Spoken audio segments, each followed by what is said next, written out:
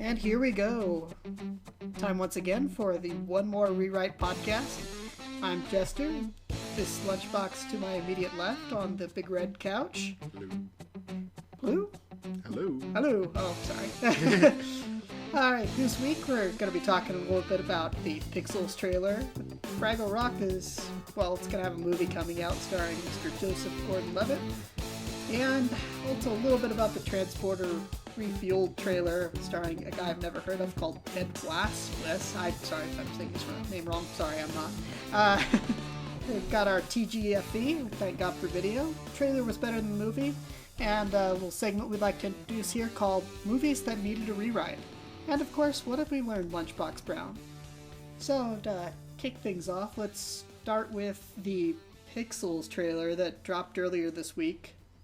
A little bit of background. I don't know how much it's related to it, but there's actually like a YouTube video done by one of these YouTube personalities, I think, who specializes in doing effect type things. Yeah. And I don't know if you've seen it, but it's like a 2 to 3 minute sketch. Mm-hmm. No real actors in it, just kind of background establishing shots, and it kind of shows, an alien invasion with giant pixel characters from the 80s. It has King Kong on the, I was going to say the Eiffel Tower, that's not right, on the Empire State Building.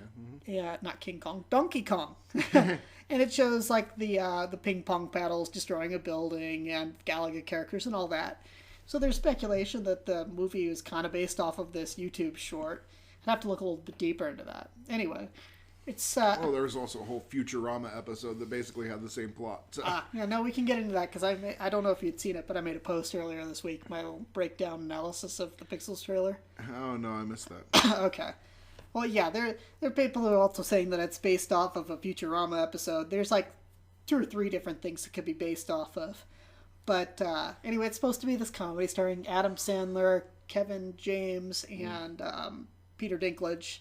There's a couple other names in there that I saw when I read the cast list, one of them being the not-so-immortal Sean Bean, who never seems to make it through a movie, so I'm already counting him as toast. But... Peter Dinklage always lives. Peter Dinklage... Actually, okay, now... Again, I don't think this is spoilers, because this is all speculation. Looking at the trailer, I don't think he does. I think that the only people who make it out alive are Adam Sandler and the female co-star, who I can't remember her name, and I don't care. I'm sorry. It's an Adam Sandler movie. You are like, how do I say it? Peter Dinklage is obviously supposed to look like Billy Mitchell. Okay, he's got the goatee. He's got the long kind of what am I thinking? Mullet hair going on, and I'm betting that like he gets crushed or something in the second act by a Donkey Kong barrel or something like that.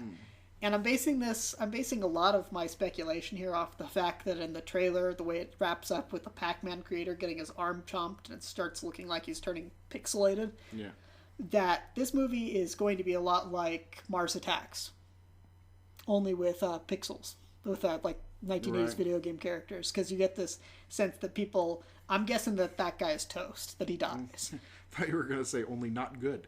Only not good. I still have mixed feelings to this day about Mars Attacks. Probably because I went into it not knowing anything. I actually saw it with Dawn and Dad at some sort of special pre-screening that they had of it. I think Ken was there too. Or my sister and brother-in-law. But anyway... it took me a little off guard, and some of the humor was a little bit dark, but what do you expect? It's a Tim Burton movie featuring Danny Elfman soundtrack. But this was in the pre-Helen Bonham Carter prerequisite for all films made by Tim Burton. Of course, they've since gotten a divorce or their contract run out or something like that. I'm not sure. It seemed to be just obligatory she'd be in his films. So anyway. That said, I think that this movie is going to be a lot like Mars Attacks. I don't know if it'll be good. I know people are, it's an Adam Sandler film. Like, he made movies that were okay once upon a time. Not Little Nicky, which I had the unfortunate pleasure of seeing 4 different times. No, I skipped that one. Yeah, definitely skipped that one.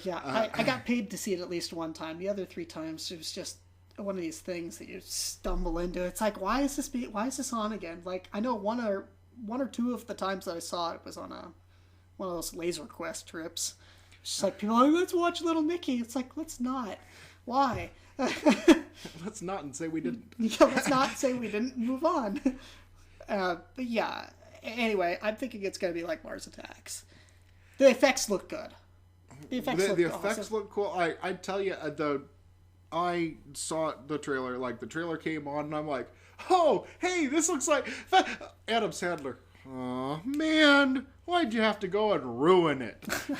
You know, it's like, it had such promise, and then you see Adam Sandler being all Adam Sandler-y on it. I didn't think he was quite as bad as Adam Sandler-y as he normally is. I mean, like that. You have that one scene where he's saying, like, we are probably all going to die. And that seemed actually pretty dry humor for him, when he's usually a little bit more over-the-top obnoxious. And, you know, and I gotta tell you that some of the things, more dramatic roles I've seen him in, what's Punch Drunk Love, and what was the other one? Funny People. Funny People was great, and he was really good in it. Like, I think that, like, the more dramatic roles, he's really should sink his teeth into those and quit going off and having vacations with his friends and making stupid movies. Yeah, but those stupid movies pull in a lot of box office bank. They do. And Lord only knows why people still keep going to see those. Reliable, you know, we talked about this before.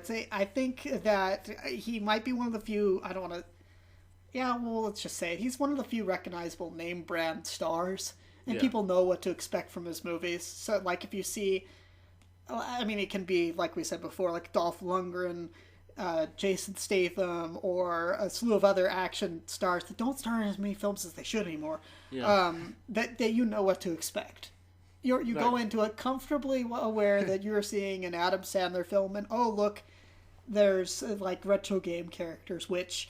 Over the past, I'll say 4 to 5 years, retro gaming has really become definitely a thing. I mean, that's something I've been into for a while. I'm like, all right, the rest of the world is discovering how cool this is. But yeah, it was. I was kind of let down seeing Adam Sandler, and I'm not gonna lie. I like him. I loved Happy Gilmore. Watched it a few times. Billy Madison, not quite as much, but it's enjoyable. I'll watch it if I'm in a room with a bunch of people that want to watch it. You know, I mean, it's okay. But yeah. What about Wedding Singer? Wedding Singer. Okay, there you go. Wedding Singer. Yes, I haven't seen it in ages, but I should really watch that one again. I did enjoy that scene with Drew Barrymore, like da-da-da-da, doing the 99 Moof balloons that just burned into my head forever. But anyway, it was a good film. It was. It was fun. It was fun. I enjoyed it. Yeah. All right. So, what do you got up next, Chester? Gonna talk very briefly about the announcement that there is going to be a Fraggle Rock movie, and one of the names attached to it early on here is Joseph Gordon-Levitt. And for those who may be in the same boat as I am, who did not recognize that right off the bat, he was one of the actors from the I just went blank. Inception movie. Yeah, he was in Inception. He's Robin, obviously. Spoiler alert. I guess you're supposed to say that first. Really? He's supposed to say he is Robin? Yeah, did you not see the most recent Batman movie? Oh, he's Robin. Oh, yeah, no, he's going to be Robin in the most recent Batman movie. In the most recent Batman movie, he basically is Robin at the end of it. Yeah. He was in 10 Things I Hate About You. Because you had said, because we were talking about Fraggle Rock, I swear there was a character named Robin in that, but I could be wrong. It's been a while. I remember Wembley. No, you're thinking of, Kermit's nephew. Okay, I'm sorry. I'm getting my Muppets confused. My apologies. Well, here's the thing, is that I have a little bit of trepidation. Actually, no, I have a lot of trepidation, because the last two, I'm going to say, I still have not seen Muppets in Space. Maybe it was okay. The last two Muppet movies that came out, it's Muppets from Space. Muppets from Space. The last two Muppet movies, I didn't see, and I didn't want to see. And here's the thing why. I didn't want to see them because there was early buzz about them. First, on who was going to be in it. It was going to have actors that personally have crossed that intangible threshold for me where they've just, how do I say it? It's hard for me to look at certain actors the right way anymore. How do I say it? Without thinking, because they've spoken so much, they've made themselves so known off screen with what their opinions, with like, how do you say it? Both religious and political, that they've made that so much a part of who they are, that it's hard to separate them out. Now, here, let me kind of give you like a parallel to that. Like, I can't, it's hard for me to see their movies, okay? These movies of certain people's, but ones I still watch. I still like movies with, I almost said Tim Burton, no, Tim Robbins. Okay. And he's left, he's really out there for me sometimes. Yeah, but Hudsucker Proxy is awesome. Yeah. I still like Nothing to Lose. There was that one movie that he was in with Jeff Bridges, and I can't remember the part of it where he was like part of this conspiracy. Arlington Road? Thank you. One of the greatest movies ever. I totally blanked on that. That movie. So great. That movie was a good movie. I love it in part because so many people hate it. They hate that ending. And I love that ending. The ending is awesome. Okay, don't want to say anything. Don't want to spoil that. But the movie is awesome, and probably because it has Jeff Bridges and Tim Robbins in it. Which are both great actors. They're both great actors. And here's the thing: is it's like, to me, it doesn't matter if he's gonna go off and say whatever he's gonna say off screen or whatever. Yeah. I'm still gonna watch his movies and not think I just can't separate them out. But there are people like Sean Penn. Sean Penn. Where you can't separate it out. Sean Penn is just, he is one of those people. It's just like, I can't separate him out. Like, if American Sniper would have won on the Academy Award night, he would have burst into flames, like before reading it. I don't know. It just, they to me have ruined themselves. And I know there are a number of sites out there where you like read the comment section and you see people like, I'm not seeing it because of this person's in it. And you may think that's stubborn. Maybe they'll miss out on movies. But it sounded a really great movie like Milk, which I thought was fabulous. It has Sean Penn.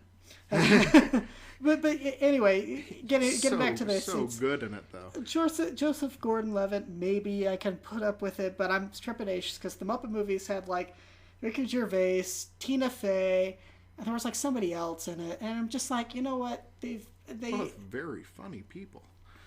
I feel like they're kind of one note. That's my opinion. Yeah. That's all opinion here. So, and plus, I'd found out early on what the premise was of the sequel, or was it maybe the first one, where like some evil oil company was going to bulldoze the Muppet Theater. And I was just like, dude, really? Can't we, like, if you wanted somebody like bulldozing it because they're gonna build a mega mall, that's one thing, but it has to be big tech's oil, man. And it was right around election time too, and it was just. I think you're reading too much into it, and I saw a lot of people saying things like that, and people reading into it. And first of all, I have to say that you are literally completely wrong, objectively completely wrong. Because if you said you haven't seen the last two, then that wouldn't include Muppets from Space because that was 3 ago. There was Muppets from Space. There was the new Muppet movie, and then there's Muppets Most Wanted. Muppets Most Wanted, yeah. Which was all of them fabulous movies. And I do have to, as a quick aside, say that if you have not pick up on video Muppets from Space, because Muppets from Space was okay. It wasn't horrible. It's definitely like the weakest entry of the original series. But they have actually a commentary by the Muppets on the movie. Okay. And you have to watch the Muppets doing the commentary on the Muppets from Space because it's just kind of awesome. It's just a little slice of awesome in your universe. Okay. Well, you see, that's the only one that I feel compelled to say. And numbering aside, there's a key thing there too, is that Muppets from Space is the last movie that I viewed as, I haven't seen it, but that I viewed as being about the Muppets. That you had like that whoever was in it was cameo material, okay? Okay. But the newer ones were trying to like make this like, starring people like X, Y, and Z. And if this is who your draw is... But it's not starring them. Okay, I know it's not starring them. But the fact that they're trying to name drop these people, like it's some sort of compelling reason. But the Muppets, the Muppets has always been just cameo crazy, and that's kind of like what you go see. Part of seeing the Muppets is because it's cameos go crazy. But I think that part of the reason for watching, and I totally blanking on the name of the reboot of the Muppets movie, but that they did with Jason Segel was just didn't know that guy's name, really great. And he's been such a huge fan of the Muppets for so long. And I think he co-wrote it. I mean, it was just, he wanted to be able to make a Muppet movie, and he finally did. And I was like so overjoyed to see it happen. Like, I really enjoyed. I've enjoyed the new ones. But getting back to the point at hand, if we can circle back around after our extremely long digression, Fraggle Rock. I never really watched Fraggle Rock. It was on before some other show I watched when I was a kid, and I really wasn't into it. People younger than me tend to be more into it, which I think might help it, because then you have a slightly younger demographic. You're not looking at the 35 to 80 crowd, that might have like grown up with it and been really into it. It's always people younger than me that seem to be really into Fraggle Rock, and I remember and the Dozers and the people in there were jumping and like awesome. And they were the only part of the show that I really remember. And then there had the whole stuff about the people above ground that had like the big shaggy people that lived above ground. The shaggy people with like his uncle who was out there exploring outer space. With the big people. Okay, yeah. I just really don't remember enough about it to remember it. But give a shout out to Joseph Gordon-Levitt, who I absolutely adore, and has been in so many great shows he could be that I've really loved. Brick, especially, I do have to have a special mention for Brick that not nearly enough people have seen, and is really, really good. And so I got to throw that in there too.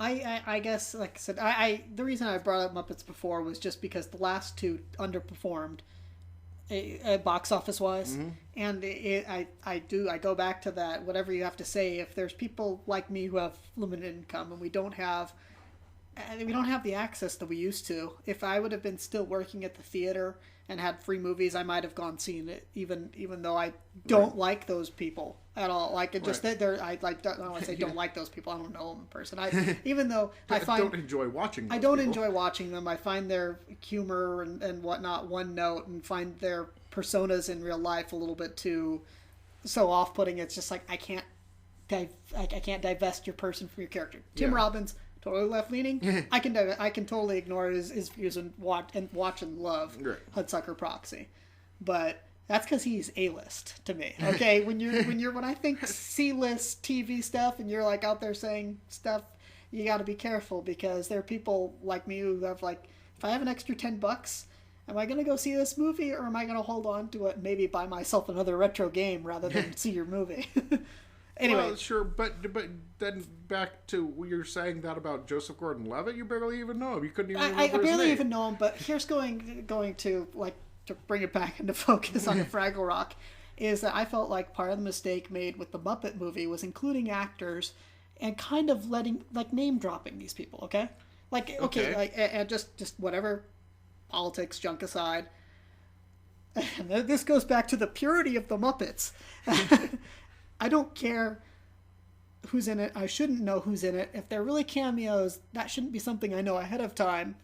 If there's like this goofy plot that I don't agree with, I don't want to know that ahead of time, but it's hard to miss because you're kind of promoting that it's the Muppets and here's our plot. Yeah. And the Muppet films, the first few ones, like take Manhattan, The Caper, the original. Yeah. They were all about the Muppets. You're how do I say it? Like you did have a few humans in there. Yeah. Like the main villain, the first one was this guy who I think he was a character actor at the time.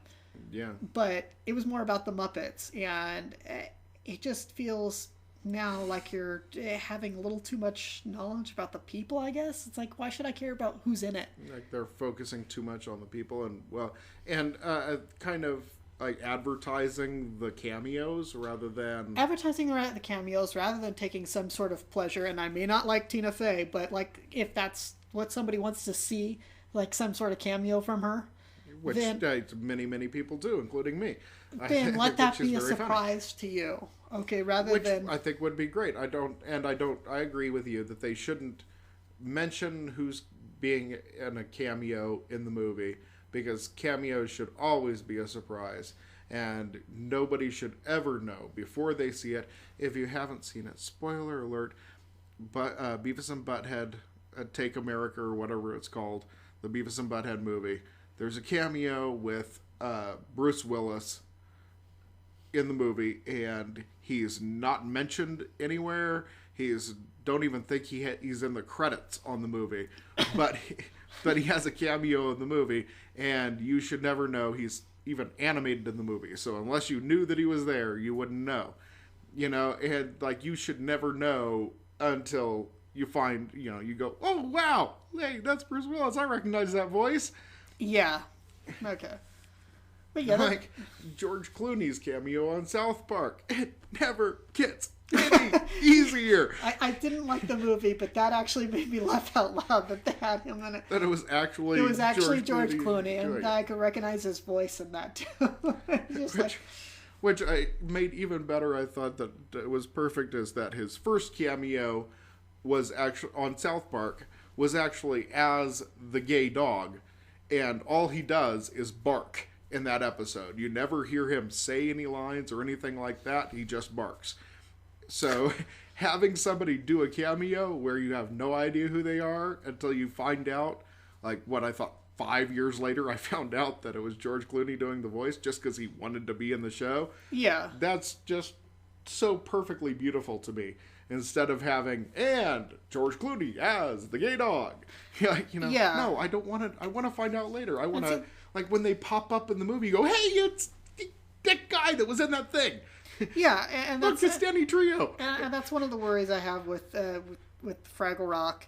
The other being kind of, as you said, it was geared towards a younger audience, and I think that there's large potential for it to be a message movie, I guess, and kind of ruin just being. I think it could be. My hope would be that it would be this fun kind of weird movie with them going into quote unquote outer space. But there's also, how do I say it, the vast potential for it to be that they had to move because their home was whatever. I don't know. I just see that. Do you get what I'm going with this? The dozers have to move because they're getting eaten by the Fraggles? Oh, no, that was funny. I mean, that's kind of the plot of... as much as I remember from the show. That is the plot of several of them, is the Fraggles are somehow like hooked on chomping down the dozers' buildings, which is it's funny and sad at the same time. Right, I felt for the dozers. I don't want that to happen, but anyway. Yeah, I don't know what they're making their buildings out of, like pure sugar.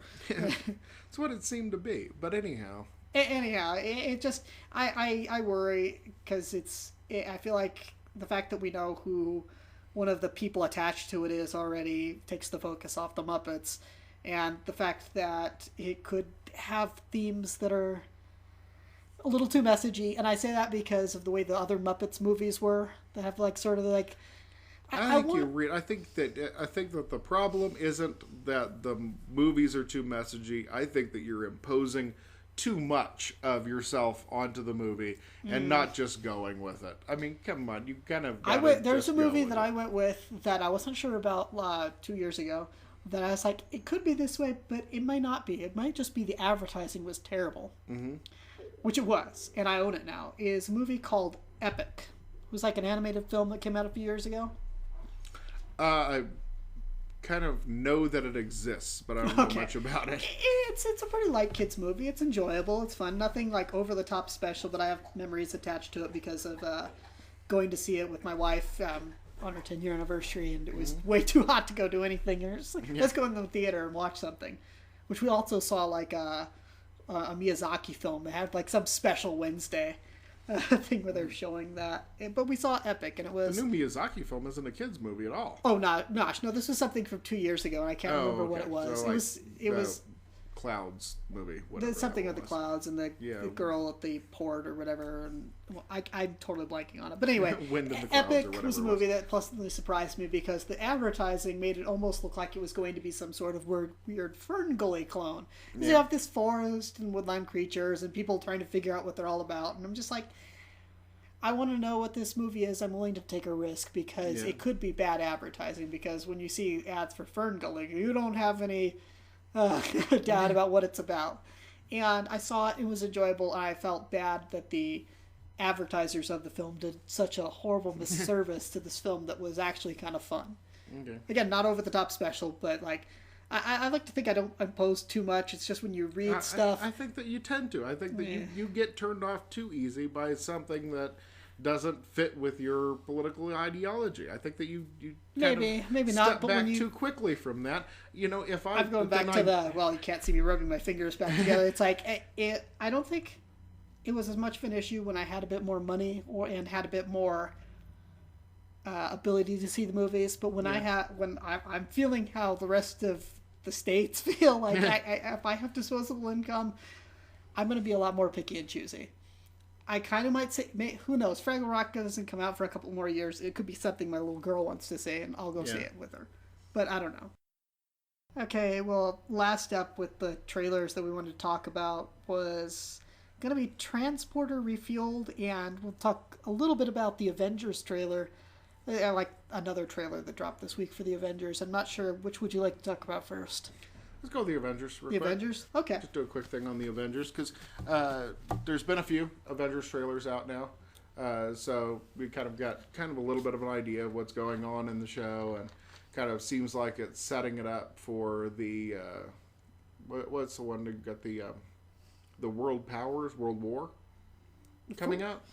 Captain America World War? Yeah, Captain America. They got Captain America World War where he fights Iron Man. And it kind of seems like he's going to be... They're kind of setting that up a bit. So kind of looking forward to see what they do to kind of set up the new Captain America.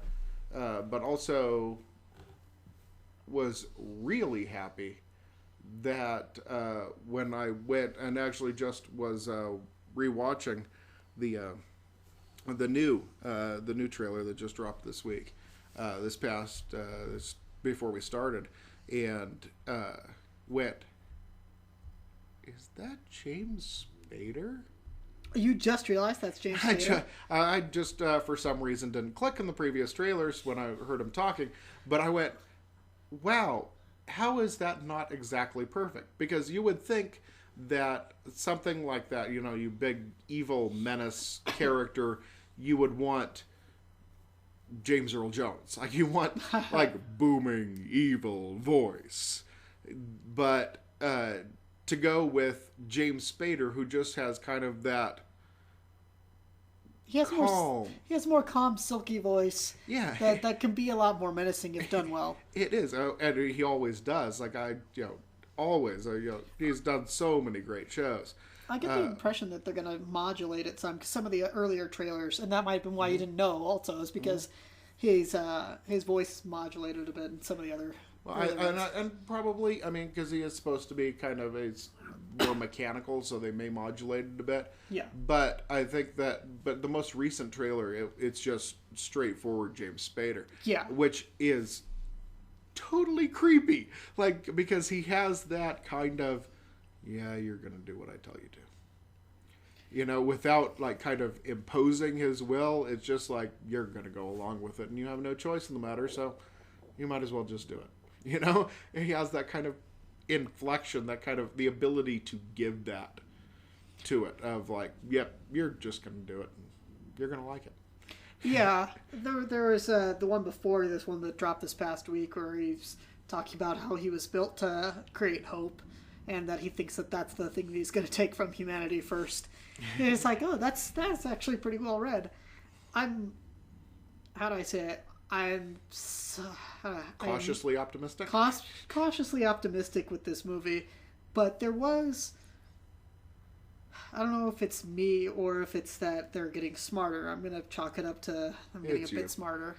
No, but there used to be a time when we're working at the theater, and also might be because we don't work at the theater anymore, where we could tell early on, just through the advertising and the kind of tie-ins and who was doing what movie was going to be the big disappointment for the summer. Because there was always that movie, or actually there were always two movies that were hyped. One that was really hyped and selling you on it because it was awesome and they wanted as many people to attend. And then there were those movies that were overhyped. It was on, like, you think about the, not just jokingly merchandising, but like, boom, it's on, like, in the 7-Eleven, the Slurpee bottles and blah, blah, blah. Where you're just like, okay, now I'm worried because they are obviously worried about getting their money back, so they are selling ad space to whoever. You know, they're getting ad space from whoever to advertise the heck out of this movie. Like, it's on the Cheetos box. And you can get the triple cheeseburger for Godzilla.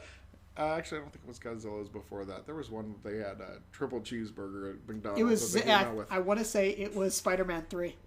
No, it was way before that because we're still back in California at the time. Okay, there's I know what you mean. There was some kind of movie. There's some movie that they had a special triple cheeseburger, and it was the Towering Inferno cheeseburger or whatever it was. I actually remember the like Small Soldiers had a time like that where they're trying to somehow cross promote the like Gremlins meets Toy Story movie with a burger at Burger King, and I was just like, I enjoyed Small Soldiers, okay, but it was obvious that at that point, like, this is going to be a bad movie because they're just like, please, go see it. We've got enough burgers now. Just... I don't think Avengers is at that point Small yet. Soldiers, I think, I agree, was overhyped and sold entirely wrong. Yeah. But, still, I think Small Soldiers was great, I gotta say. I think that's probably one of the best anti-war movies that I've ever seen.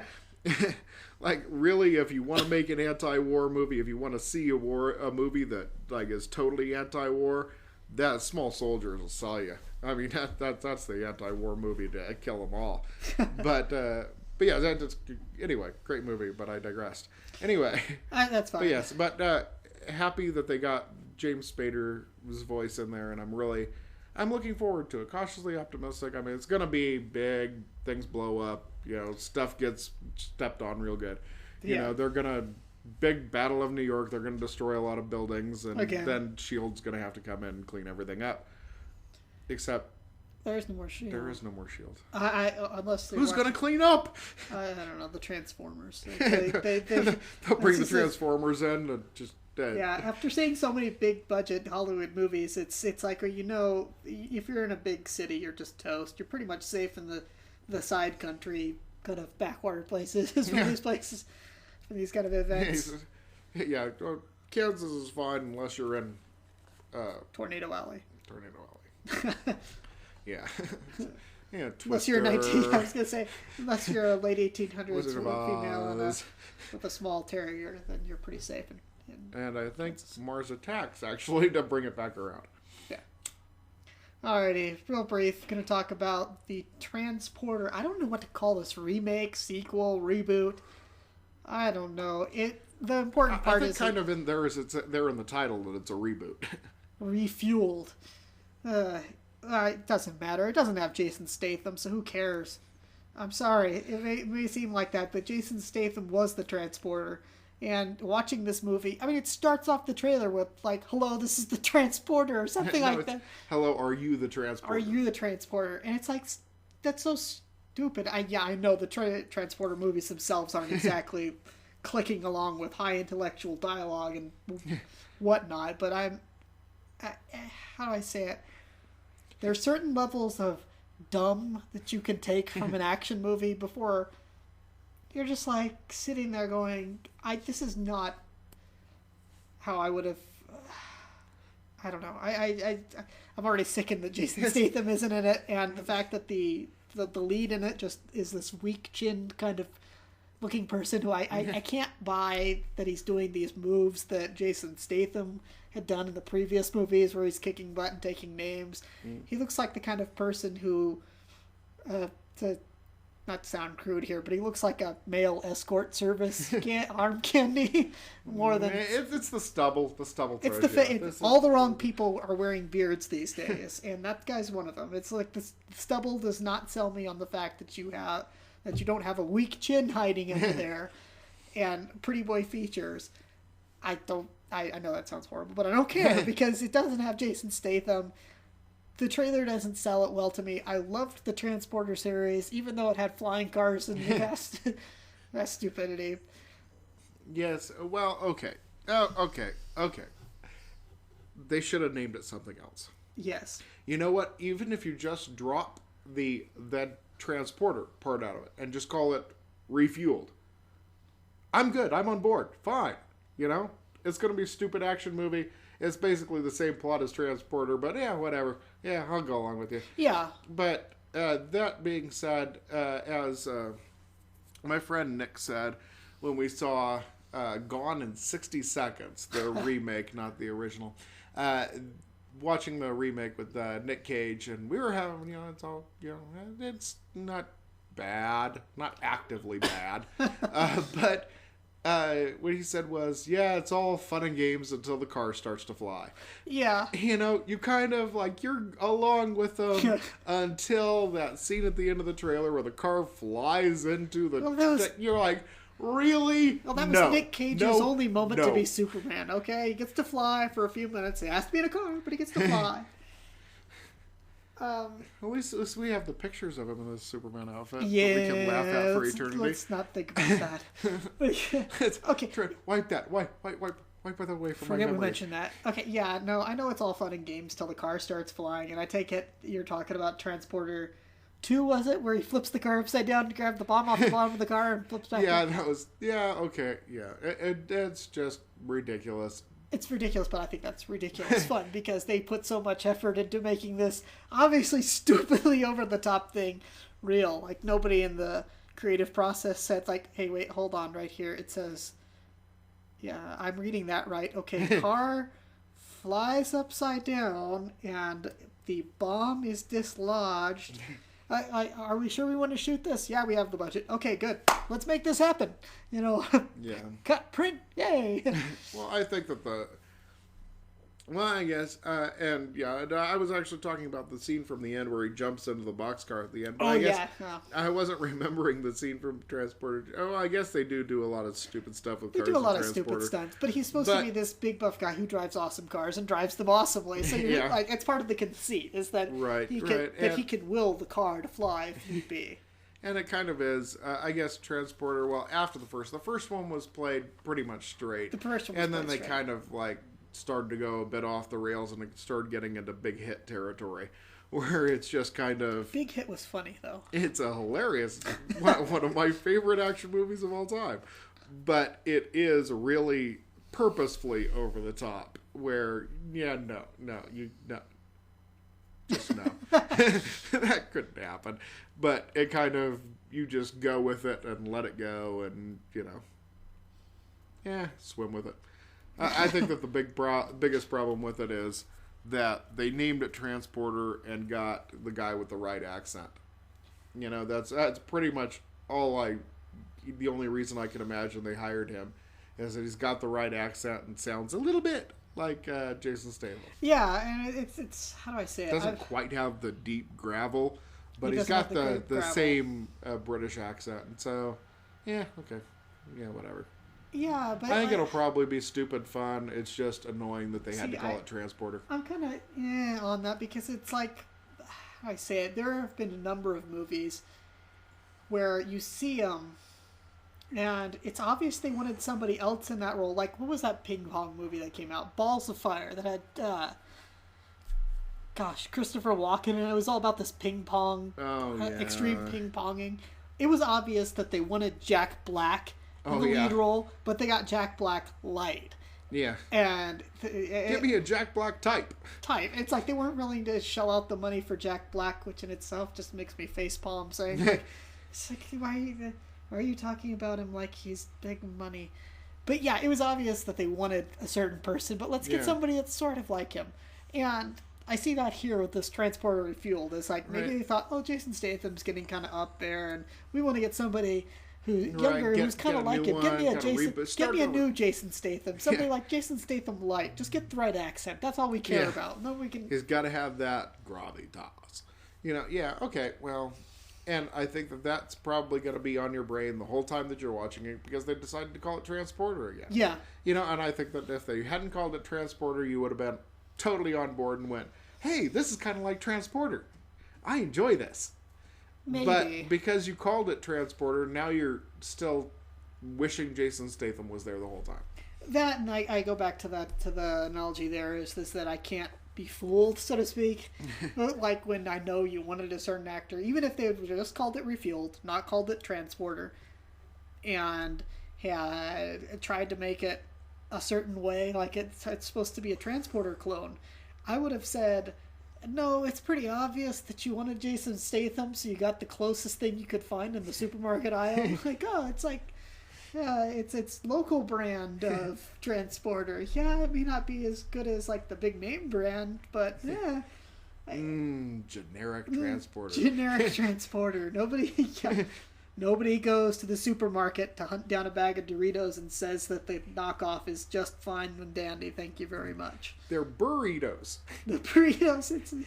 Why are they shaped like that? Because they're supposed to look like donkeys.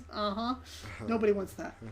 Anyway. No. Alrighty. So, Keep moving. Yeah, just keep moving along. Give me my real... Nothing to see here. Nothing to see. Yeah, give me my real Transporter. And that's supposed to be a summer movie, and in a couple weeks here we'll have our quote-unquote big summer show and have our breakdown of the movies that are going to be coming out. But this is one of the ones that I'm going to put in the possibly missed category.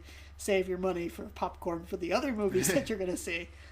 I don't know. I'll have to wait for a different trailer to sell me more on it. But if it seems to show more of the same, that like we really wish Jason Statham could be in this, then you've sold me even more on why I should not see this and why I'd be happier just popping in the original.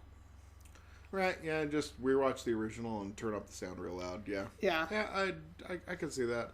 And I think that probably I will really enjoy this movie. I'll lament the whole time that Jason Statham's not in it because he's gorgeous, but I think that, at the end of the day you go, yeah, I wish it was Jason Statham. I know he's getting up there, but I wish Jason Statham did another one. Because they called it Transporter, and they shouldn't have. But I like big, stupid, I like big, semi-plausible action movies.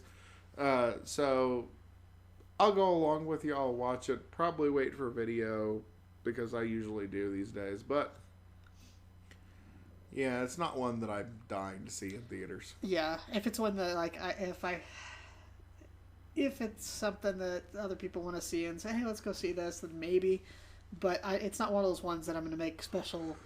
I'm going to go watch this tonight in the midnight screening, blah, blah, blah. Yeah, if I'm out with a group of 10 of my friends and all like, 10 of them say, let's go see... Like, if one of them dissents, we're going to see something else. But if all 10 of them... Actually, the only exception to that, they're having a midnight showing of Little Nicky. I'll catch you guys later. I'm going to go home. What else is playing? Oh, the new Transporter. I'll be over here. Yeah. Alrighty, so moving on to TGFV. Thank God for video. Those movies that you may have missed, whether they were in the theaters, or maybe they're from overseas, or maybe they're just direct to video. This is your chance to see them, because we're going to recommend them. So we're going to start off this week with Lunchbox, who has 3 separate movies, he says, to intro for us.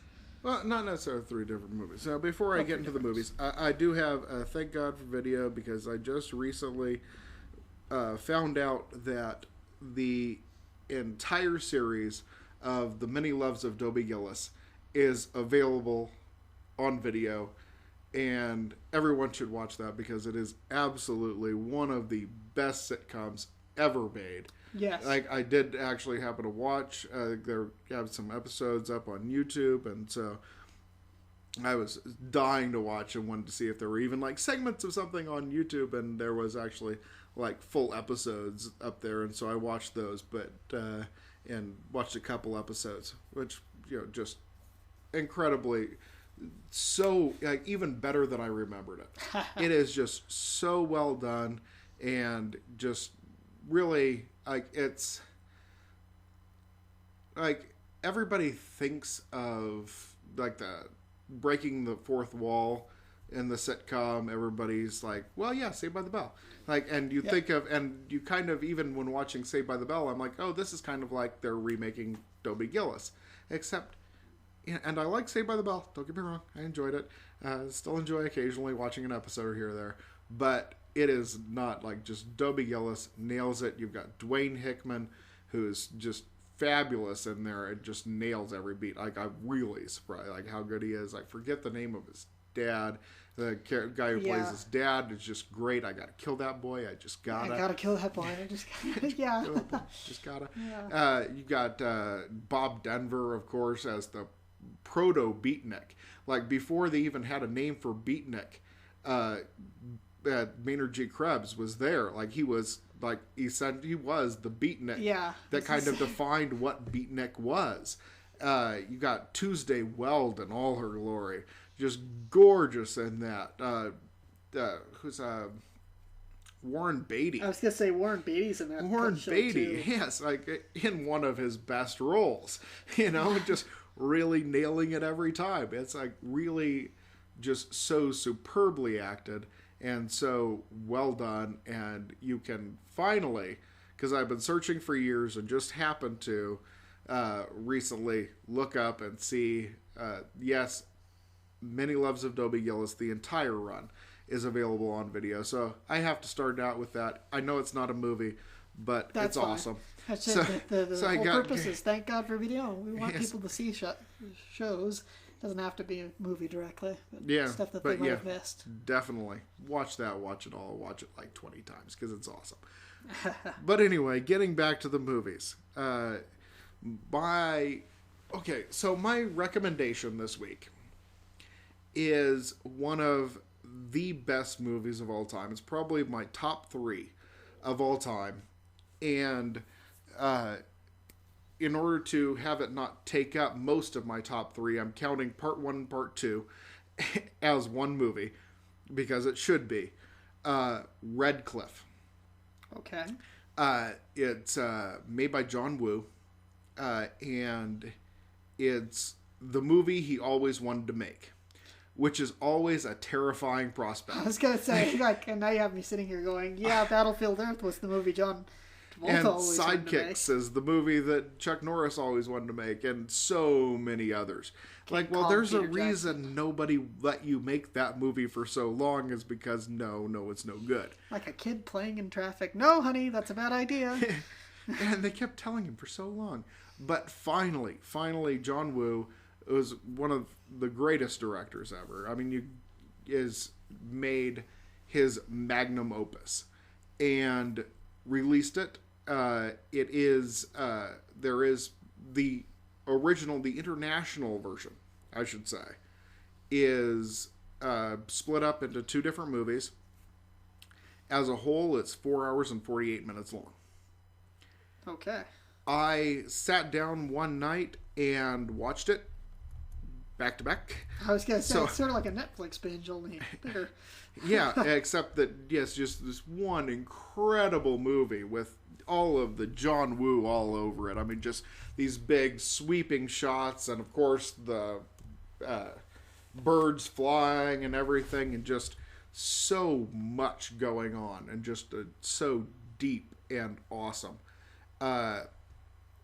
Really just one of the best movies that you'll ever see. I watched the entire movie, as I said, all 4 hours and 48 minutes of it.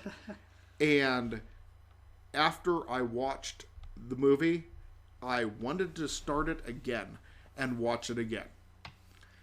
It was 3 o'clock in the morning at that point, and I had to be up to go to work, so I couldn't, but I really wanted to watch the whole movie over again.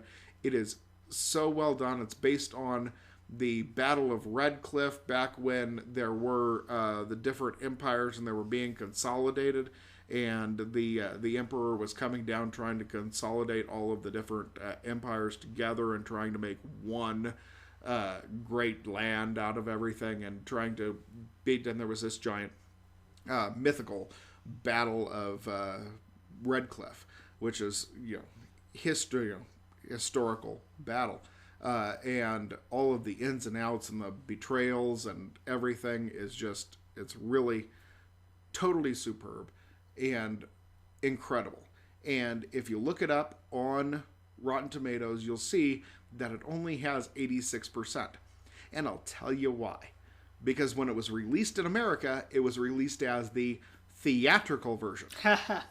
Which means that they cut it down to one movie, which is 2 hours and 28 minutes. From how long originally? 4 hours and 48. That's what I thought. Okay, so from 5 hours, basically in half. Yeah, almost exactly in half. So they cut out basically half of the movie.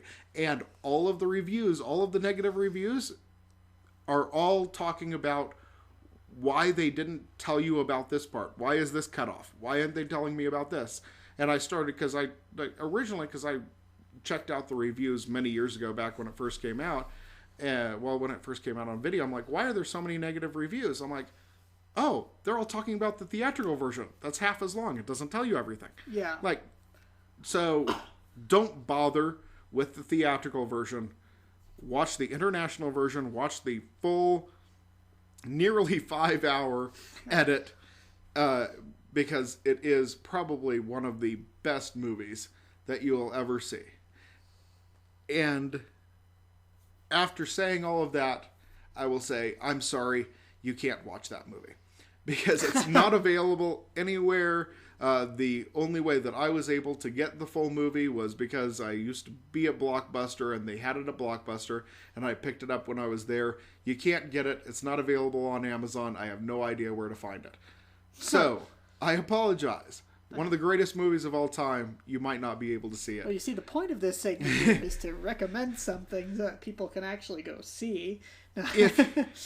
If you ever get a chance, watch that. But that's why I have your backup, that I know that everyone listening to this can see, which is The Next Voice You Hear. Which is absolutely a really well done movie that is entirely better than it should be for the premise. The idea is that a man is listening to the radio one day, and he, on the radio, they say, and the next voice you hear is God. And God gives him a message. Goes into work the next day, and everybody's like, hey, what's with this God thing on the radio? And it's every station is playing the God thing, and they keep, night after night, they're hearing God's message to the world. And they keep talking about it oh, it's got to be one of them stupid radio stunts, We're going to find out it's Danny Thomas that's doing the voice of God. And well, how is it on every station? How is it, everywhere? Pilots flying over the Atlantic hear it over their CB or whatever it is, and they you hear. And so everybody at the same time is hearing the same thing all throughout the world. And nobody can figure out what it is. The only explanation is God's talking to us and giving us messages. But the beautiful thing that they do with it is that you never hear directly what God's message is. You never hear God's voice in the movie. Huh. And so it's all people relating what they heard and mostly not believing it for most of the movie. And still, even toward the end of the movie, people still not really believing that it possibly could be God, even after all of these, what supposed proofs that they could hear, the guy who speaks only English sitting next to the guy who speaks only German, and they both heard it in their native language. All of these things that you were like, well, yeah, that's got to be God talking to you. And just really well done. Stars young Nancy Davis, who went on to become Mrs. Ronald Reagan. And just really fabulous movie. Is available on YouTube. You can rent it. I believe it was starting at $2.99. So, you get a chance. Fabulous movie. Okay. And really deserves a watch. was thinking, for some reason I thought that was the one with Andy Kaufman in it. No. That's God Told Me To. That's God Told Me To. Oh, okay. Which was horrible, but the part with Andy Kaufman was kind of fun. Okay. Well, and I own that somewhere on VHS, and I don't know if they ever put that out ever after VHS. Okay. Well, my select this week, I had 3 different things run through my mind that I could pick, and I'm actually going to settle on one that I talked about a little bit earlier in the program. I'm going to say epic, because it did not perform that well in theaters. It was not, how would I say, it wasn't gangbusters special, but it was a kids movie, and it was pleasant. I don't know how to say this. It was enjoyable. It was pleasant. I enjoyed it enough that I went to a local shop called Trade Smart, and they had a good discount. Again, money issues. You don't just go throwing money at anything. Admittedly, some of it's nostalgia for having seen this during 10-year anniversary trip I took with my wife. But at the same time, it's one of the few kids movies I've seen in the past 10 to 15 years, I want to say, that was actually enjoyably pleasant. Didn't feel like they had some sort of stupid, they try to shoehorn in messages, and it just ruins the entire tone of the movie. Whether it's something like political that I may not agree with, or whether it's just some sort of and everybody's friends kind of over the, they either make it messagey or make it too sappy. It's never too late if you care enough. It's never too late if you care enough. Yeah, kind of. That kind of thing. And they've been doing that for ages, as evidenced by that quote. But yeah, it felt like there's been a real dry spell of movies. There were kids' movies that I felt were pleasant that I'd want to actually own. Because I enjoy animation. I enjoy cartoons. And yes, I'm not talking just about... Pixar's the exception here, because they put out movies that are great that are animated, but in a way I almost don't think of them as animated family films, because they're so phenomenal you don't tend to think of them as cartoons. But Epic was fun all around. It had cameos from people like Steven Tyler, and who else was in there? Yeah, Steven Tyler, Beyonce Knowles, Colin Farrell, some of the voice actors in this. And it was fun. It's hard. How do I say it? It's hard to build it up as well as you've been talking about your movies, Red Cliffs, and The Next Voice You Hear, because the movie is just enjoyable. I think a lot of kids' films have come out, and they've had what I can only call delusions of grandeur, or maybe delusions of Lord of the Rings hood, or whatever. They're trying to be franchises, kind of like Harry Potter and such, and when it's based off of a book, the hope is that you're going to produce just a slew of sequels to this. This happened with, I don't know, Spiderwick Chronicles, a movie that had come out a few years ago, and which was enjoyable as well. It was okay, but it's nothing that you're going to... Right, didn't run out and buy it, sure. You didn't run out and buy it. And, I say, it feels like studios are trying too hard to create the next big franchise, the next big Harry Potter franchise movie. And Lego movie?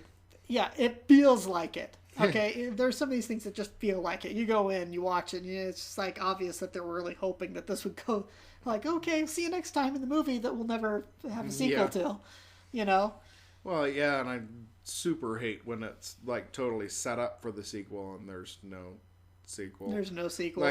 Which I was terrified was going to happen with Percy Jackson, because I really enjoyed the first one. I was actually surprised they were going to make a sequel. Didn't even let myself like it that much, because I'm no, but they're never going to make the next one, and I really want to watch the next one. It's it surprised me that they did a sequel to that, because it didn't perform quite as well, and it was another one of these ones that seemed like they were just popping out whatever kid's book could grab a hold of. But anyway, back to Epic. It was fairly well self-contained. The movie ends, there's a little bit of openness, but not the boy, we hope there's a sequel here. Yeah.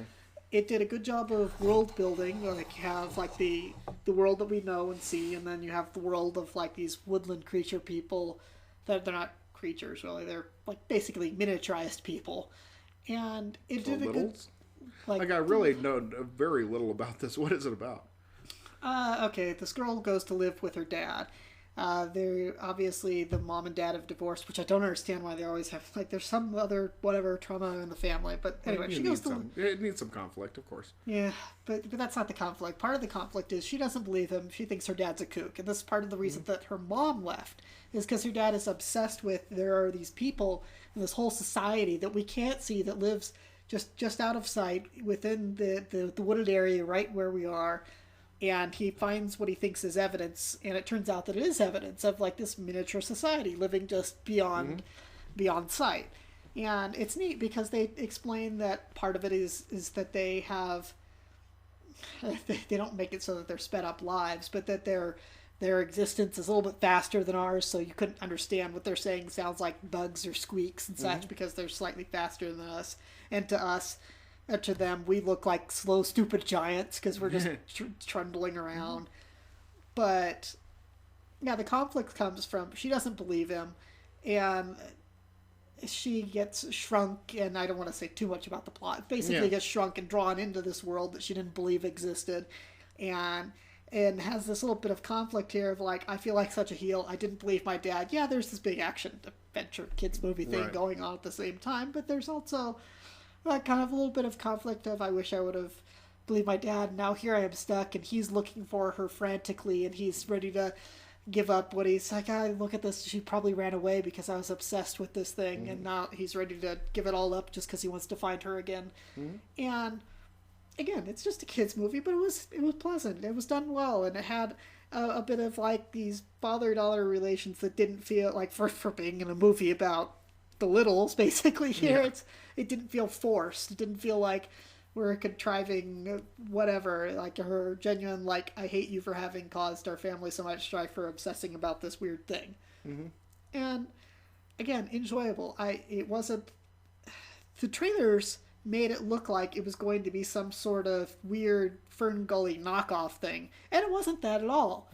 It was closer to the littles, and it was fun. I don't know how else to stress that enough. Is there are so many kids movies I've seen in the past couple of years that just aren't fun. They're so busy trying to convey a message or trying to like, we gotta all get along and blah blah blah, and it's just like, well, what happened to kids movies that were just kind of pleasantly fun?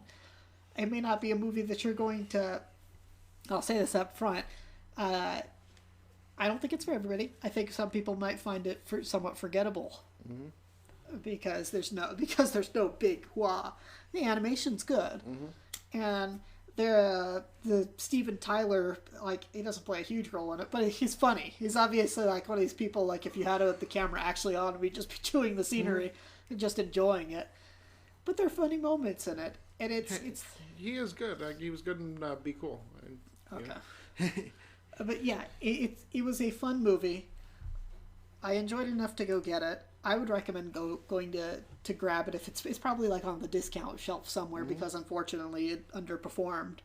And like I said, there are so few kids movies that feel like they aren't trying too hard either to franchise themselves or to pop out toys or whatnot. It's like we're making a kids movie. It's just fun, and again, it could be part of my own nostalgia surrounding it, but at the same time, I don't know. Would you agree here that there are some movies that you have kids movies that are just, it feels like they're trying to do one of three things: pop out toys, have a message of some sort, and then the whole framework of the movie is framed around whatever the message is. It's just like, well, I mean, I would have to agree that kids' movies do tend to have a message, but I think that that's kind of always been. I think that that's always been with us, is that you're trying to teach your kids something, whether it's look both ways before you cross the street or, don't destroy the environment. Whatever that message that you want to convey to the kids is. You can't build a whole film around either of those two, but you can don't try. talk to strangers. I mean, there's been, various messages. There's been a lot of messages built into a lot of our shows growing up. It's always something that you try and build in with kids. But I do also appreciate just kind of, it's fun, DuckTales, woo woo. Yeah, actually, that was what I was gonna say is that the DuckTales Treasure of the Lost Lamp. The most message I can get out of that is that capitalism is good. Yeah, family is more important than treasure, because ultimately he wishes that everybody was back home safe and sound. He uses one of his wishes for that. And he doesn't use the last one in a selfish way, which is Scrooge. Yeah. You know, it's... Yeah, but I feel like there are a few movies that do that. That, like, that we should be understanding of our family's weird quirks. Maybe is the most you could pull out of it. Yeah. But, I don't know. Yeah. It goes back to that. I wish, like, you want kids to be kids sometimes and pop in a show that they can enjoy. I don't remember when the Turtles were fighting Shredder in the Technodrome. Like, hold on, we've got a special message about the environment for you. Or, like, let's hold hands. It's the only way, guys. To what? Care Bears, though. Don't remember that they had those, the PSAs at the end of every They had the PSAs, but that wasn't the whole episode. The more you know? Come on. Yeah, a PSA is not a movie, though. And now you know. And now you know. No, he's half the bat. Again, though, the entire movie isn't how Johnny shouldn't have climbed in the refrigerator like an idiot to hide for hide and go seek. I saw that episode. Yes. Too bad Johnny didn't. Poor dead kid. Anyway. But yeah, there's no... You can't build a whole show around it unless it's some, like, dark, depressing adult tale of, like, Johnny climbed inside the refrigerator. Now we're going to build a 2-hour drama and cue the Oscar noms. I think that was an episode of Punky Brewster, actually. Oh, okay, never mind. Yeah, but they don't get Oscars for climbing into a refrigerator. No. And that's why they changed it to a DeLorean. Yes. You don't get. Unfortunately, you only get Oscars for effects for that, not for phenomenal acting by Chris Lloyd. But anyway, that's my pick. I'd say go see Epic, rent it, or buy it on the cheap. And then if you're like, I didn't enjoy it that well, you return it. It was enjoyable. It was just like, I think it's good to always have a pleasant movie lying around that you can pop in and just sort of say, I'm not going to be. I don't know, I was going to say I'm not going to be offended by this, and I'm not going to be overly engrossed in this, but if I stop and watch for a few minutes, I'm going to happily enjoy this and not be feeling like I'm wasting time. But, like, that was nice. That's nice. It's like might not be the greatest movie, but it's a good one for background. Yeah, it's not maybe not the greatest movie, but it's a good one for background, and I think sometimes when we're talking about movies, you got to have those. You got to have those enjoyable movies that can be, you want those ones like Red Cliffs, where you're sitting there like, I'm engrossed. This is awesome. Yeah. I'm sitting there watching every minute of it. I'm eating this up. I could watch it again. And you also need those other movies, I think, like Epic, where it's just like, that was fun. You know, I remember that. Wait, movies is fun.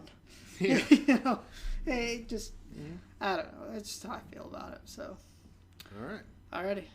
Let's move on to our trailer was better than the movie. Those times when movie looked awesome, it looked epic, you're sitting there in the dark of the theater, the little green band trailer comes up, preview has been approved for all audiences, you're hyped, you're interested, maybe you're like, compelled in some way, and then the movie was garbage. It was horrible. It was seared into your mind in a way. Okay, sorry. Okay, the movie I wanted to talk about wasn't life-changingly bad, but it did have an impact. Tomb Raider with Angelina Jolie. I felt like it was a mess of a film. It just, I see my faces here. The first movie, like, it was billed as kind of this action adventure hunt. I mean, it's like, it was based off a video game, which I still annoyed that, not counting Mortal Kombat, nobody seems to know how to do a video game movie at all. It's like, okay, it's Tomb Raider. It's basically Indiana Jones, except with a woman. Kind of, you gotta go raiding, famous places for looking for artifacts. All fun and good. But when you get into it, the film itself, just, the plot was kind of incoherent to me. There was just such a waste of potential with the cast members. It was another badly interpreted video game franchise, in my opinion. And just, it was weird all around. It wasn't as fun as I hoped. I was hoping for something fun here. I was like, Angelina Jolie is kind of a big name, you know, as far as movies go. And I thought, you know what? She has the, for lack of a better word, gravitas to pull off this kind of believable, like, I'm a millionaire, billionaire, or whatever, that goes on these, wacky is not the right way to put it. Wacky goes on these adventures looking for ancient artifacts and treasures. Like, okay, so there was promise there. And the trailer made it look like there was promise. A little bit uncertain because they showed this weird drone thing that she fights in the beginning, which was kind of like, okay, they've got the kind of look of her, how she kind of looks in the games with such. I don't get why she's shooting a robot, but I'm interested. But yeah, the last third of the movie just it seemed to like lose its focus, and you have this weird triangle thing going on. You've collected the pieces for, transports you to an alternate dimension. Just weird. It just I have no idea. Like to this day, the last last third of the movie, I think it is good up to a point, and they're just you're like, what's happening here? It just gets so stupid. I remember it actually being one of those movies. Because every year at the theater I worked at, they would have a movie that they'd set aside. Traditionally, it was just the projectionist who got to preview the movie before it came out. But they had one where it was the staff movie. This is one of those few years where there was a demand for a do-over because everybody hated it so much when the movie was over.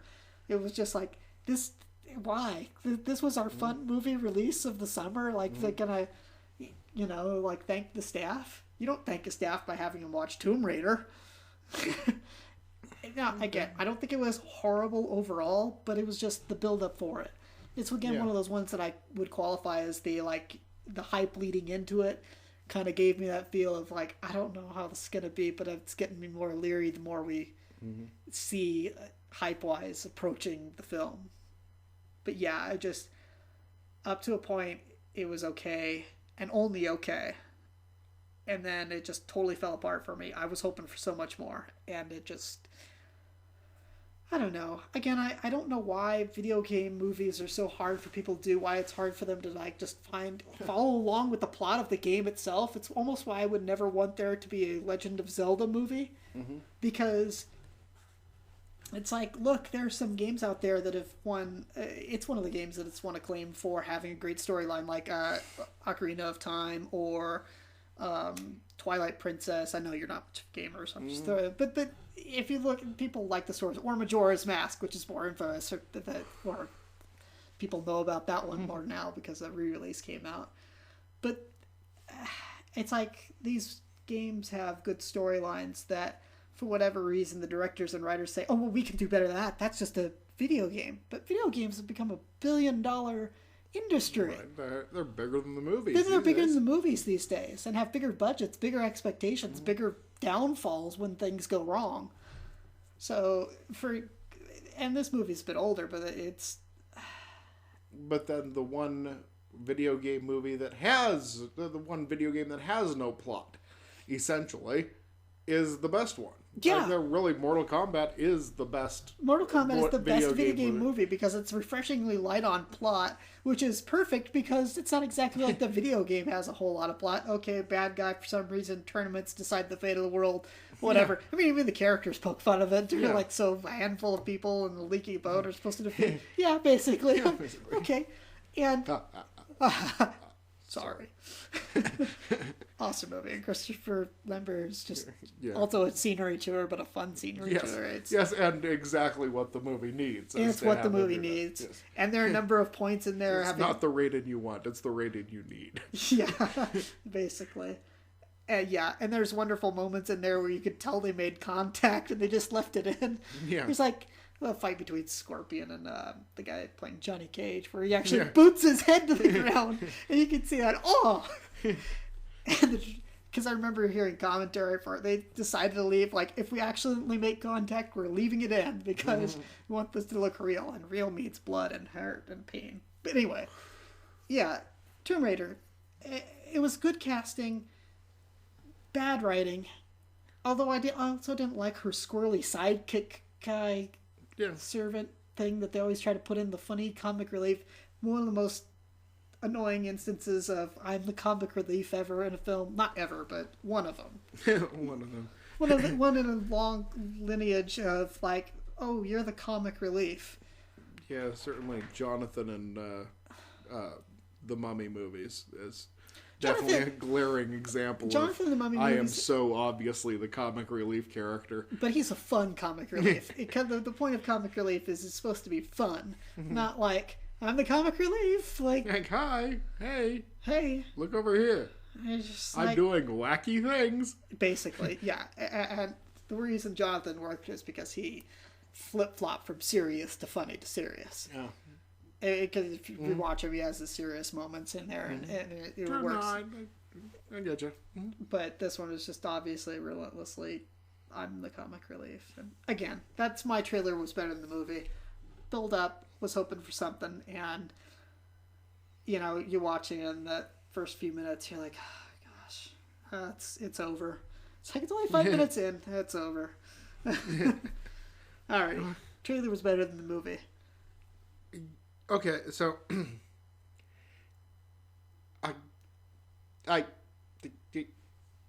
I'm not sure it was the trailer on this one, because I saw the trailer and went, "Yay! They're finally making a Rocky and Bullwinkle movie." So I'm not even sure that I was paying that much attention to the trailer. Yeah. It was just kind of my little squee of like, "Yay, Rocky and Bullwinkle movie! I love Rocky and Bullwinkle. More Rocky and Bullwinkle. Give me Rocky and Bullwinkle." And man, I heard so many horrible things, before I saw it, and I just did not want to believe. I did not want to believe that they would do that to Rocky and Bullwinkle. I didn't want to believe that Jay Ward would allow that to happen to Rocky and Bullwinkle, and there wasn't enough Rocky and Bullwinkle in the Rocky and Bullwinkle movie. Yeah. Like, really, it was... I think No. Jason Alexander, Rene Russo, and Robert De Niro. And the one thing that I remember from the trailer is him like kind of making fun of himself with the "you talking to me" thing. Are you talking to me? Are you talking to me the... as fearless leader? Yeah. But that's like just didn't work. It didn't work once it was in the movie because it's so out of place. Yeah. And it's just kind of like, just, I'll just leave this here. Yeah. It just doesn't work. Because I'm Robert De Niro. Thunk. Okay. Yeah. And now I'm with the rest of the movie. So. Yeah, and then let's get back to the movie now. And yeah, it was more about Piper Peraboo's character than it was about Rocky and Bullwinkle, which just made no sense to me. Like, why would you have Rocky and Bullwinkle movie and not have Rocky and Bullwinkle be the main characters? Yeah. It's just, no, nothing, no, stop, make it go away. They need to make a Rocky and Bullwinkle movie with Rocky and Bullwinkle. Get Joan Foray back. Let's just really do it. Let's make a Rocky and Bullwinkle movie. All animated. Make it Rocky and Bullwinkle. We'll get Jay Ward. We'll get some other funny people to write it and make it great. But that just was not the greatness that I was expecting. With the biting satire and just really well done show. And hey, you know what? Throw in a little, interstitials. You can have like just break in the show and we'll have a little Peabody and Sherman show. Yeah. And we'll have, and throw in a little, what's the Fractured Fairy Tales. We'll have a Fractured Fairy Tale or in there. Dudley Do-Right. Dudley Do-Right. Yeah, we can like break it up. We can have a whole movie, and you would have to make like a 40-minute movie, and then have like interstitials with like 10-minute shows of like each of those. It would be the best movie ever. Please. Yeah. That's what I wanted. That's all I wanted out of life, and I didn't get it. And it probably wasn't the trailer's fault. It was probably my fault for raising my expectations so high. But they were just dashed against the rocks, and I was so let down. I still am. Yeah, I kind of sit here and think I can barely remember the trailer, but I do remember thinking like, oh cool, a Rocky and Bullwinkle movie, and I'm wondering if I was falling victim to the same thing, or it's just like a lot of good memories about the original cartoon and all the interstitials. It's just fun stuff that you were expecting to see on screen, and you're okay with the fact that they have some live actors like Robert De Niro and Rene Russo and even little Jason Alexander playing in the movie. But yeah, if you want a better or more funny movie, I almost say see that like direct-to-TV movie Boris and Natasha. That was yes, goofy. That was weird. That was funny. That was weird. It was weird, but it was funny. It was weird, but it was funny. And that was closer to the TV show. It was a lot closer and much better. And I was expecting that times 10. I was expecting Boris and Natasha TV movie times 10. They're putting it on the big screen. Make it great. and they didn't, and I was sad. There's an aside for a Thank God for Video. If you've never seen Boris and Tasha, I would see it because it was everything that the Rocky and Bullwinkle movie was not. It's exactly what you want. It's exactly what you want. It is.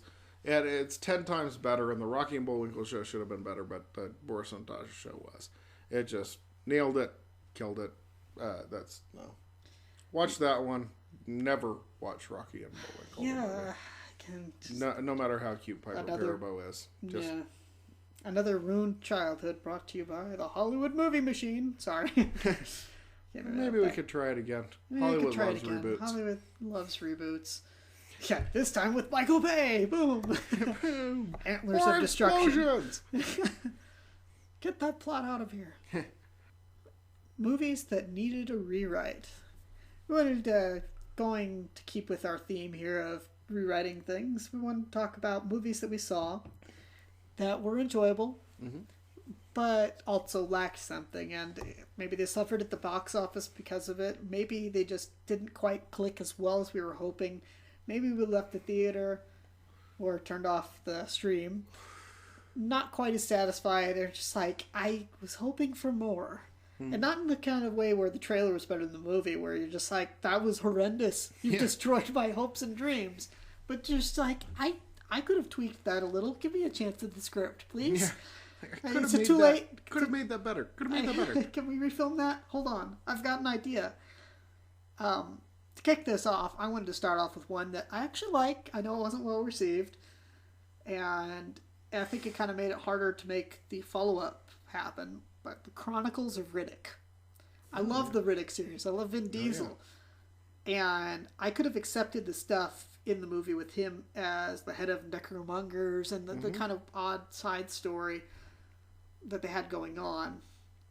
But let's face it, a lot of people really, when they watch the movie, from what I've read and seen and talking to friends, they've enjoyed the part when they were on this planet called Crematoria or whatever that basically bakes at one time. So it had that same kind of plot element where you have a planet of extremes. Like it's either all day or all night or all cool evening or baking, roasting daytime. Right. And it wasn't terrible. I was sad because watching it, I was just like, when it concluded, I was like, there was some stuff in there that just didn't work well. And I knew as it was wrapping up that this is not going to do well and they might not make a sequel. And I still want a sequel to this. And I felt like the sequel, like the Riddick sequel, did great because it left the kind of oddball Necromonger side step to the side. Like it starts off with saying, okay, he was betrayed and left on this planet, another planet of extremes. Yeah. And that's cool. I think it's kind of, again, with the going back to what we were talking about earlier about action movies that are kind of have that predictability and enjoyability. I think it had that going. It was kind of a thriller action movie that the Riddick movie, not Chronicles of Riddick. It had more of what I wanted to see. And I don't think the Necromonger storyline thing in Chronicles was horrible. I just don't think that it kind of clicked as well. Like if they were going to do it, I think they needed either a different actor in the role of the main big bad, because the guy who was the main big bad in that movie, he had been basically a level 2 hired goon in other movies, so he wasn't a big enough big bad. So he wasn't. I think you needed a scenery tour for one as the big bad guy. Gosh, I'm blanking on his name, but the guy who played his second in command, he was also the lead of Doom, and he was, I can't remember his name. I feel so bad. He's a character actor. He's pretty good. How do I say it? He was good, but the big bad was not good enough, and the way they handled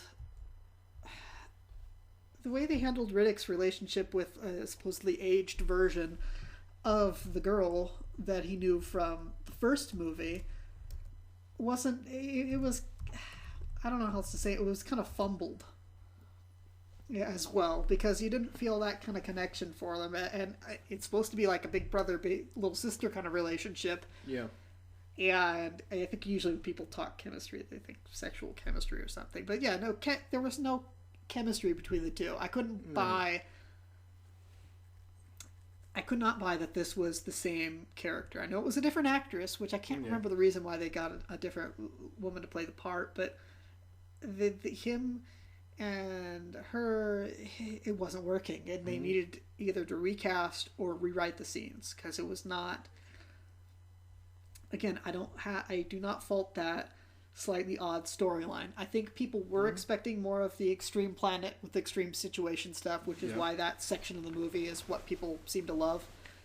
But insofar as the rest of the movie goes, yeah, I mean, it has him reconnecting with the prophet guy that he met on the planet. It has him reconnecting with her. It's just like too many odd things going on. You need, okay, maybe he's on this planet looking for the girl, and then the necromongers attack or something. But it just, again, too many little misfires. Not a horrible movie, but little things here and there that I would have changed had I a chance to rewrite it. I don't know. Well, I think that people were kind of expecting Pitch Black 2. Yeah. And it wasn't really like there was too much story, if that's the thing.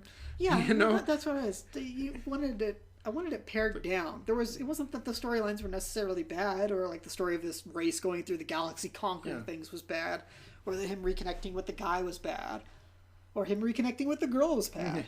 It's just like, pick one, maybe two. Yeah, you can't really have more than two things going on. And I think they could have developed, like if they would have just stuck with two of those storylines, probably could have developed it better. And I think that a lot of people were expecting something darker, if you will, from Pitch Black. Yeah. Like Pitch Black 2. They were expecting more of the same. They wanted another Pitch Black, and it wasn't. It was trying to build a world where a world wasn't built before.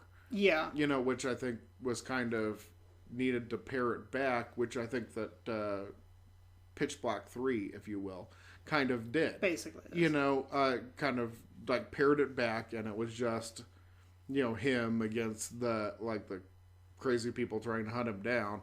Kind of worked better in that sense. Yes. You know, I think that that's kind of why people liked that one better, and why Pitch Black 2 didn't kind of work as much. Yeah, people were hoping for Pitch Black 2, and they weren't getting it. They got something that they tried to do a more epic scale, and I don't fault them for being ambitious. Mm-hmm. It's just, if you're going to be that ambitious, you need to be more focused, and it didn't have the gruesomeness or the deaths quite that the first Pitch Black had, and the third one had ample amounts of that. Yeah, well, which they kind of went back to. They kind of went back to formula. Yeah, and I think that if they would have stuck with formula through the whole thing, I think they could have introduced little bits of world building. They could have done some mythology without having totally, because that's what it is. It was jarring. It was a bit jarring. The whole part with him on the prison planet, Crematoria, was good. Like handling him with the other prisoners, handling him, how he basically escapes and gets away from the mercenaries and such. That's what people wanted to see. I mean, there was like a video game, and I can't remember what it was called, but there was a game also based off of Pitch Black, voiced by Vin Diesel, that had the same basic put premise. Out by his production company. He worked for years putting that out. Yeah. That's why you didn't see Vin Diesel for so long, is because he was making that video game. Oh. But yeah, because he really wanted like Riddick to be his thing. And it is. It's just I took kind of a side turn there with the second movie. It needed another rewrite or two. It needed, just some stuff shaved off that needed to be either left on the cutting room floor or just not made at all, because once you start doing and committing to certain things with the movie, you've got the budget and you're eating up money. And that's another thing that might have hurt in getting the third Pitch Black out, is because the second one underperformed, and if it hadn't had quite as much plot going on, there wouldn't have been as much spent. You know what I mean? Yeah. Like that, you wouldn't have had I think that it kind of almost was overplotted. Yeah, it was overplotted. But yeah. So, what did you pick here for movies that needed a rewrite? Well, since it's our first one of these, I went with the one that I thought would be easiest to rewrite because there was just one element that didn't work. Liar, Liar. Ah, the Jim Carrey vehicle. Yes, which I totally enjoyed. I really like Liar, Liar. Except at the end of the movie, you're like, but why doesn't you just stay with Carrie Ellis? He's a really nice guy and treats her kid really nice. Like, I don't dislike him at all. Like, he's a really good guy. And he's really trying his best and he's trying hard. Like, he's really working at it to try and, like, be part of the family. You know, he even, like, tries to do the claw, even though he's no good at it. You know, he's trying really hard to connect with the family, and he's a really nice guy, never does anything wrong, and you're really, like, kind of... They didn't make him bad. Yeah, like, you need to have a reason why she needs to leave that guy. Yeah. You know, you can't have him be a really nice guy. You can't have him be Carrie Ellis. You gotta have him be, like, evil Carrie Ellis. You know? I was going to say, his character from Twister, where he's kind of a little bit of scenery chewing, but like, hey, I'm the bad guy, and I'm stealing your idea. But you have to have, have a little bit of, if you're just kind of bland, that's not really, I left you because you were bland. Yeah, you're boring. I'm leaving you.